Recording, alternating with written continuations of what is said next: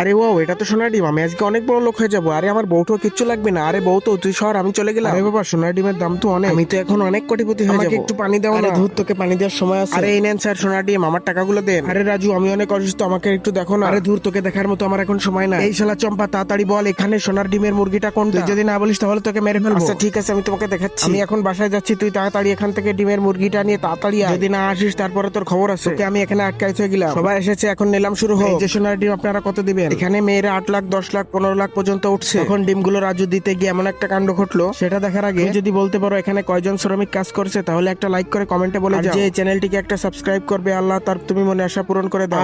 এটা কি হলো? ডিমগুলো সব ফেটে গেল। তাহলে জানা গেল রাজু ডিমের উপরে গোল্ডেন রং করে ডিম সেল দেয় সোনা বলে, আর ওদিকে সে চম্পাও একই কাজ করে, ডিমের পরে গোল্ডেন রং মিশিয়ে দেয়। এনেন স্যার আপনার সোনার ডিম। দাঁড়াও, আমি ডিমগুলো ভালো করে দেখে নি। ডিমগুলো ঠিক আছে, তাহলে তুমি এনে একটা রাজমহলের চাবি। তারপর মেয়েটি ঠিকই এই ডিমগুলো বিক্রি করে একটা রাজমহল পেয়ে যায়। সেখানে সে ভালো